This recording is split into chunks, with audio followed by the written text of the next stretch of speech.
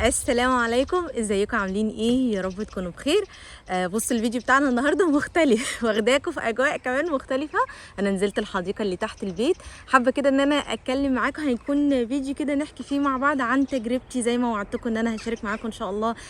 تجربتي ازاي اتبعت النظام الصحي يعني. في ناس بقت تسالني لما كنت بشارك معاكم وانا بحضر الفطار، ايه البروتين اللي انت بتاخديه دوت، كلمينا عنه، طب نجيبه منين؟ فانا قلت لكم ان انا هعمل فيديو كده احكي لكم فيه بقى الحكايه من بدايتها وبالتفصيل. فعشان ما يكونش كده الفيديو ممل واحنا في البيت، قلت اخدكم كده الحديقه، فقولوا لي ايه رايكم. المهم يلا نبدا الفيديو بتاعنا. بصوا بقى اقول لكم البدايه يعني بدات منين خالص. الناس اللي متابعاني وقديمه قوي معايا عارفه ان انا، انتوا عارفين كلنا بعد الحمل والولاده فتره الرضاعه مؤكد بنكتسب من الوزن وكده. وانا واحده من الناس مش طبيعه جسمي ان انا يعني مثلا مش اوفر ويت قوي، ولكن زدت طبعا عن المعدل الطبيعي بالنسبه لطولي، عن ما كنت ايام بنت، عن قبل ما كنت احمل. وزيدت زياده كده وما عرفتش ان انا اتخلص منها بسبب ان انا مش قادره اتخلص من العادات الغير صحيه اللي انا بعملها في حياتي ويومي، واللي متابعني عارف ايه هي. طبعا اولها هي موضوع ان انا مش بشرب ميه خالص خالص خالص خالص. مشكلتي مش في تناول الوجبات بكميات كبيره، على قد ما انا مش باكل الوجبات المفترض ان انا اخدها خلال اليوم، صح؟ ممكن بالكتير قوي وجبتين. كل العادات بقى الغذائيه اللي مش صحيحه، ان نسبه النشويات كتيره جدا. انا بحب قوي المعجنات، المكرونات، بموت في السكريات، وما كنتش كده، بس هي جت مرحله في حياتي ومن بعد الولاده كده بقى عندي كريزه اللي هو انا عايزه اكل سكر، انا عايزه اكل كيكه. وكنت بشارك معاكم على الانستجرام، الناس اللي متابعيني الجريمه ليليه. فطبعا الكولا بموت فيها وبحبها، ممكن اجيب اللتر انا اللي اخلصه. فكلها عادات غير صحيه تماما بالمره، اللي هو لو انت مش هتتخني لا هتتخني وتتخني وتتخني كمان. فكلها دي عادات انا بصراحه ما كنتش عارفه اتخلص منها، او ما كانش عندي العزيمه قوي ان انا اتخلص منها. ويمكن ده كانت بدايه من سنتين على القناه، شاركت معاكم فيديو حتى قلت لكم فولكان بيتحداني ان انا ما عندهاش اراده وان انا مش هخس. ولان طبعا يعني فولكان برضو كان من الناس اللي بيقول لي مان خلي بالك صحتك، اللي انت بتعمليه ده مش صح، الكولا دي هتتعبك عظمك. يعني كان دايما بينصحني ان انا اتخلص من العادات ديت. باكل الاكل بتاعي مملح جدا جدا، يعني مش قادره اقول لكم. يمكن دايما مشاكلي على السفره انا وفولكان بيقول لي انت الاكل دايما مملح، انت معقوله؟ في احيان بعض الاكلات فعلا كانت بالنسبه له بتبقى انا شايفاها عادي جدا، وهو بيقول لي ازاي قادره تاكليها. فدي كلها كانت يعني عادات غير صحيه مش قادره اتخلص منها، ومش لاقيه اللي يشجعني ان انا اتخلص منها. فدي كانت اول يعني او سبب رئيسي في ان انا شخص اكتسب الوزن، او ما اقدرش اتخلص من الوزن اللي انا اكتسبته بالفعل خلال الفتره السنين بصراحه اللي فاتت دي. انا بقى كايمان بدات احس بجد، يعني بقى جيلي كده رهبه، خوف، ان انا خايفه ان بجد يعني على عمر يعني لما اكبر ان يحصل لي حاجه بسبب موضوع عدم شرب الميه ده خالص. يعني بقى من جوايا انا خايفه. بدات احس قوي قوي قوي قوي بعظم، يعني بوجع في عظمي من جوه، يعني مش من بره كده، لا يعني اللي هو احساس من جوه مش قادره اوصفه لحد. احساس كده في العظام بطريقه صعبه. ويعني بقيت انا واحده كنت مثلا بلبس سمول ميديم ده، يعني على حسب البلوزه لو كانت او التونيك مثلا، لو القصه بتاعته ضيقه. دلوقتي ما بقيتش البس يعني بديهيا كده اروح على الاكس لارج على طول. لو البلوزه قلبها واسع ابقى البس لارج. فحتى في مقاسات لبسي اتغيرت، وبقيت حاسه ان انا يعني عماله اروح في حته كده مش المفترض في السن بتاعي دوت ان انا اروح فيها. المهم فالموضوع في دماغي، بس برضو مش بعمل حاجه، يعني زي ما انا بقول انا نفسي وبس. هو ده اللي بقوله، ما بعملش حاجه. المهم في يوم بقى زي اي حد ماسك الموبايل وبيتقلب كده على صفحات الفيسبوك، فيظهر لي بوست من بنوته، هي يعني انا اعرفها برضو من المصريات المتزوجين اتراك ومقيمين هنا في تركيا. احنا كلنا كده مع بعض في جروب، واحيانا بنشارك بعض تجاربنا لو حد مثلا بيسأل على حاجه. المهم فلقيتها ان هي بتشارك جروب ان هي كوتش في شركه هيربل لايف، وان هي بتتابع وبتساعد الناس علشان يعني يتخلصوا من الوزن الزائد، وكلام كده ريفيوهات عماله تنزل. فشفت الموضوع انا كايمان عارفه شركه هيربل لايف، يعني عارفاها من اول ما جيت تركيا، من ايام ما كنت بشتغل كان ليا زمايلي اتراك حاطين علبه الشيك كده على المكتب، فعارفه اسم الشركه، عارفه شكل العبوه، وبشوف ناس من وقت للتاني كده بشوف اعلاناتها على الانترنت، بس يعني ما دخلتش في تفاصيل قوي، يعني شيء ما يهمنيش فما دخلتش دي ايه بالظبط، بس انا عارفه ان ده مشروب لانقاذ الوزن وبس. وعدى البوست، بعديها بيومين شفت بوست تاني ليها برضو حد كتب لها ريفيو وازاي بيشكرها على مساعدتها في المتابعه ليه وازاي نقص من الوزن والكلام ده. برضو قريت البوست وعديته. بعد كده بعديها بيومين قاعده على الموبايل كده على السرير، بعد كده طلع لي البوست برضو تاني بتاعها، بوست مختلف برضو ريفيوهات كده من الناس وهي بتوضح ايه هو هيربل لايف وازاي بتقدر تساعد الناس ان هم يمشوا الطريق اللي هم محتاجين يمشوا فيه، بس مش بيبقوا لوحدهم، وان في مساعده، في متابعه. فانا قلت حلو قوي موضوع المتابعه ده. انا شخصيا من الناس اللي بحب ان حد يلزمني، يعني حتى لو تفتكروا لما كنت بقول لكم الكورسات مثلا ان انا يعني ممكن حد مثلا كان بيسالني ما اتعلمتي اللغه التركيه ازاي، ايه المواقع مثلا اونلاين وكده، كنت بشاركه. بس انا بقول انا واحده من الناس لما بحب اتعلم بطريقه اكاديميه، يعني اروح الكورس، احب اروح اكاديميه عشان ابقى ملزمه ان انا عندي كورس يوم كذا ويوم كذا من الساعه كذا كذا. بحب حاجه تلزمني، ممكن انا ما يكونش عندي حته الالتزام لوحدي، بحب دايما حد ايه يعني يبقى فيه متابعه، فيه حاجه تخليني كده ملتزمه بالامر ده. فقلت انا محتاجه حته المتابعه ديت. المهم دخلت كلمتها لان هي يعني عارفاني واعرفها واتكلمنا، بس بقى دخلت اسالها اكتر عن الموضوع وقلت لها انا شفتك ان انت منزله بوست كذا كذا كذا، انا عايزه اعرف الموضوع. وحكيت لها عن نفسي ان انا وزني، يعني انا وزني يوم ما كنت بكلمها كده كنت 68 كيلو، وانا طولي 157، يعني احنا بنتكلم ان انا في زياده من 8 ل 10 كيلو، مش وزن كتير قوي، ولكن ستيل اللي هو وزن زايد يعني. ودوت انتوا كنتوا بتلاحظوه لما كنت بمشي احيانا مش بقدر ان انا اتنفس، لما باجي اطلع كنت تقولي ماني اعملي رياضه، فيعني بدات ان انا يعني احس اني حتى ال10 كيلو بس ولكن مؤثرين عليا صحيا. المهم حكيت معاها وقلت لها انا وزني كذا، وانا مشكلتي ان انا بحب اكل كذا وكذا وكذا، اللي هو بقى السكريات، بحب كيك، لازم بعد كل وجبه كده احس ان انا عايزه يعني اكل حاجه تخليني احس ان انا شبعت، فهي تكون حاجه من السكريات. بحب افطر قوي، يعني طبعا وجبه الفطار طبعا لازم اساسي في يومنا، ولكن انتوا عارفين بقى انا بحب الفطار يعني. المهم بفطر عشان اكل، عشان مزاج مش عشان صحيا، لا انا صاحبه مزاج في الاكل. المهم حكيت لها كل دوت، وهي قالت لي ايمان انت فعلا وزنك مش زياده قوي، فاحنا ممكن نساعدك ب ان انت هتاخدي 1 2 وهعمل لك اول ما يجيلك الاوردر هعمل لك النظام الغذائي بتاعك، وهتدخلي معانا الجروب ونتشجع وكده.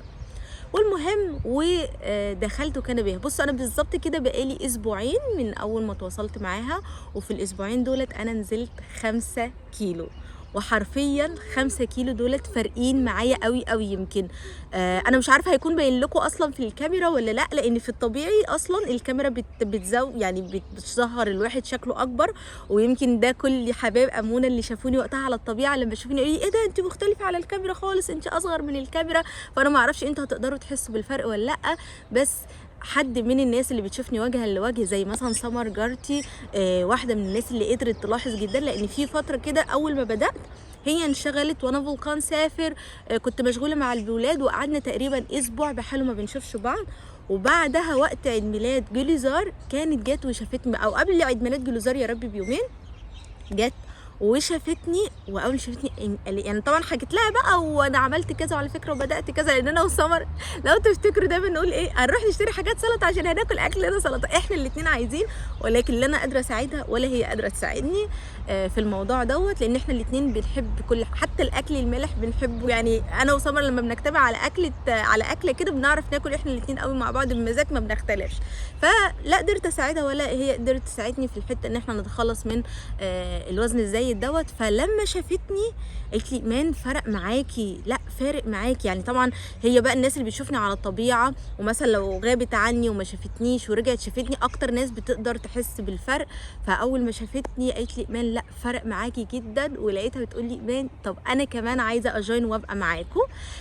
فولكان لما سافر وجي تقريبا بعد 10 ايام، اول طبعا كنت قايله له ان انا بقيت اتبع وبحكي له بقى انا بقيت اعمل كذا وبقيت اشرب ميه وبقيت 1 2 3، يقول لي بجد فاجئتيني، لا انا مبسوط قوي عشانك.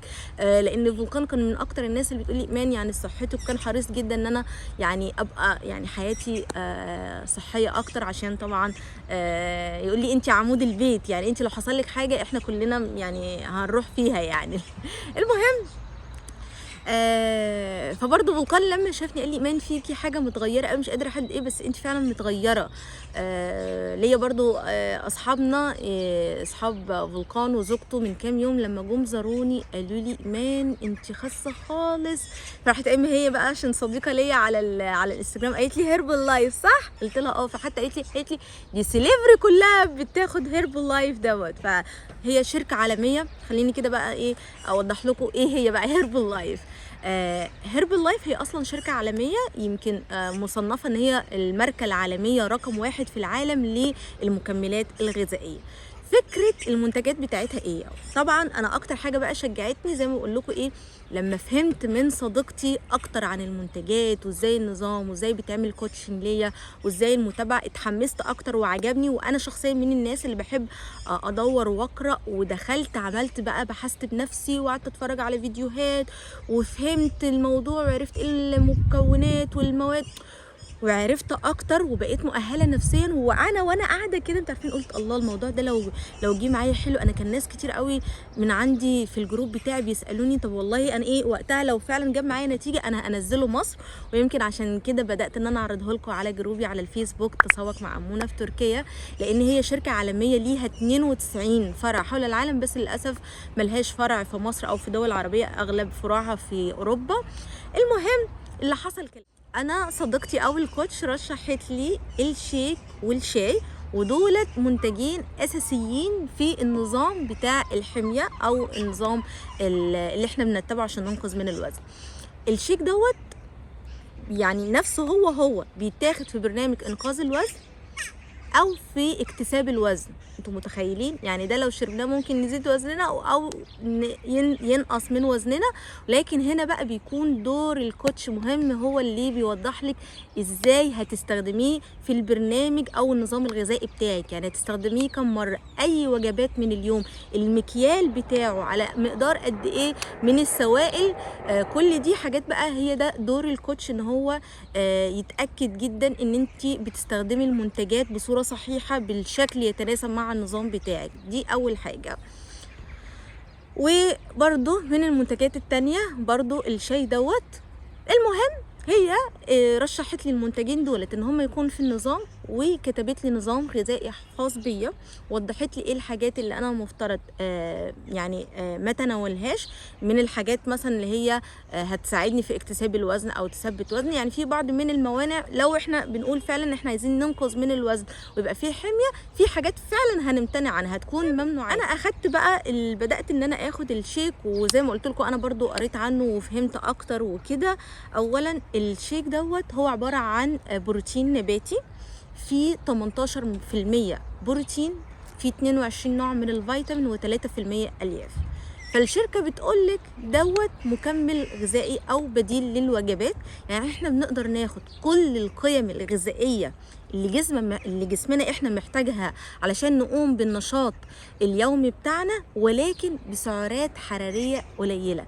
يعني احنا احيانا مهما برضو بنحاول نظبط طبق اكلنا ان هو يكون صحي، في بروتين، في كالسيوم، وفي لكن ما بنقدرش نظبط امر السعرات الحراريه. وطبعا احنا عارفين علشان ننقذ من الوزن احنا بنبقى محتاجين ان جسمنا ياخد فقط السعرات الحراريه اللي هو عايزها، او كمان بنسبه اقل، علشان احنا الزياده اللي عندنا دي هو الجسم مخزن دهون. احنا بقى عايزين نقول للجسم انت تنشط واحرق من المخزون اللي عندك في جسمك. فعشان كده لازم نبقى متاكدين ان السعرات الحراريه اللي احنا بناخدها جسمنا هيقدر يحرقها، ويبدا ان هو كمان يحرق من المخزون بتاعه. فهي دي فكره برنامج هيربل لايف، ان هو بيديكي نظام اكل بالاستعانه ببديل الوجبات زي وجبه الشيك ديت بس بسعرات حراريه قليله. اول حاجه من الحاجات اللي فعلا بدات احسها ان انا حالتي الصحيه بجد بجد بجد فرقت جدا جدا جدا. حسيت ان انا بقيت بجد نشيطه اكتر. كان في الم الوجع اللي بقول لكم كنت بحسه في عظمي ده فعلا كان بيجي لي، احس اني يعني كاني في عارفين انبوبه، والانبوبه دي جواها حاجه بتوجعني. فعلا عظمي كان بيوجعني ومش قادره اعرف السبب. المهم ان انا الحمد لله ولله الحمد الاحساس ده فعلا فعلا بقالي اسبوعين مش حاساه خالص. ان انا عايزه اقول لكم يعني اتشجعت قد ايه فعلا من فكره ان يكون في حد بيتابعك، ان في حد بينصحك، حد بيرشدك. ان انا فعلا اتخلصت من كل العادات السيئه اللي انا كنت بحكي لكم عنها. انا بجد عايزه احكي لكم كل حاجه، مش عايزه ارغي معاكم، ولكن زي ما بقول لكم انا بدات ان انا اخد الشيك دوت في النظام الغذائي بتاعي بديل للوجبات. مش طبعا كل الوجبات، وجبات معينه زي مثلا بالنسبه لي انا الفطار والعشاء. في حد تاني على حسب وزنه او على حسب البرنامج بتاعه ممكن تختلف وجبه الشيك ديت في النظام بتاعه. انا بالنسبه لي كايمان باخده هو بديل وجبه الفطار والعشاء.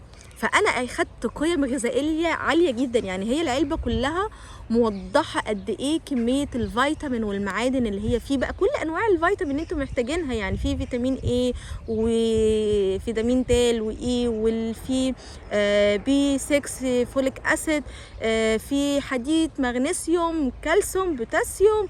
يعني بصوا في زي ما اقول لكم بروتين، يعني قيم غذائيه عاليه جدا احنا بنكون محتاجينها فعلا، وممكن نكون مقصرين في وجباتنا مش بنقدر ناخد كل القيم ديت. فدلوقتي لما بقيت اخدها زي ما بقول لكم بقيت ان انا حاسه ان انا نشيطه اكتر.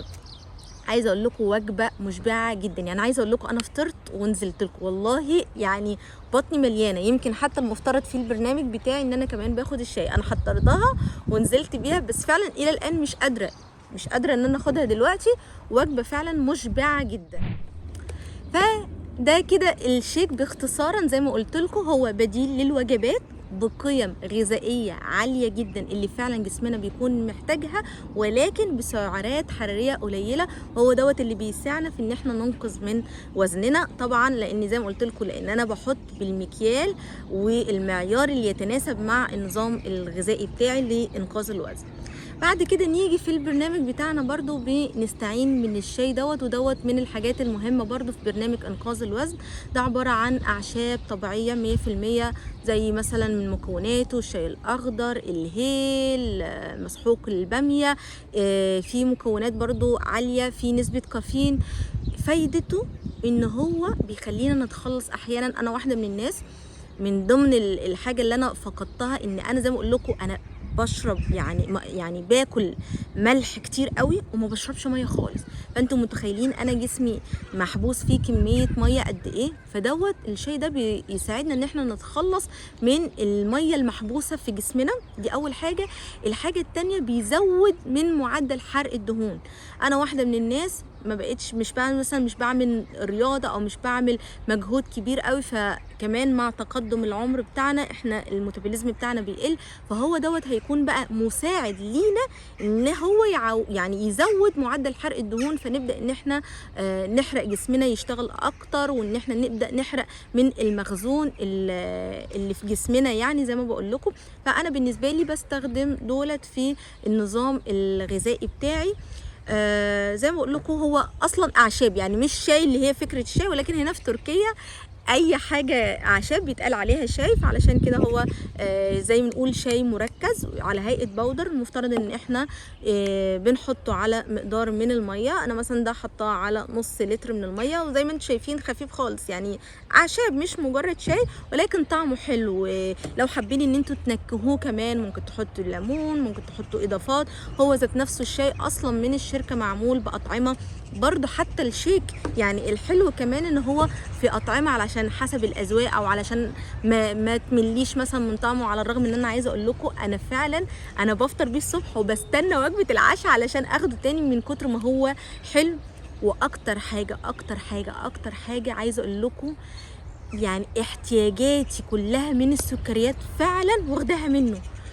بقالي اسبوعين والله نفسي ما اشتهت لي بسكوتيه حتى، ولا اشتهيت لي بسكوته ولا الشوكولاته، ولا بقيت اعمل الجرايم اللي ليه، ولا حاسه ان انا عندي الكريزه اللي بقول لكم فيها ان انا بعد الاكل اكلت وشبعانه، بس عشان احس بالشبع لا انا عايزه اكل حاجه مسكره، عايزه اكل كيكه. نهائي نهائي نهائي كل احتياجاتي من السكريات فعلا بالنسبه لي البروتين دوت هو اشبعها، ما بحتاجش ما بحسش. فمن الحاجات الحلوه جدا اللي خلتني اتخلص من العاده الوحشه بتاعت امر السكريات فعلا وجبه البروتين ديت، مثلا في بالفانيليا، في بنكهه الشوكولاته، في بنكهه البندق، في بنكهه التوت البري والشوكولاته البيضاء. يعني حتى الاطعمه مختلفه على حسب اذواقكم، ممكن تعملوا ميكس. الشاي ذات نفسه في اطعمه، في بالخوخ، في بالليمون، في طعم الشاي العادي، مش عارفه في ايه تاني بصراحه مش متذكره. المهم ان طعم المنتجات حلو.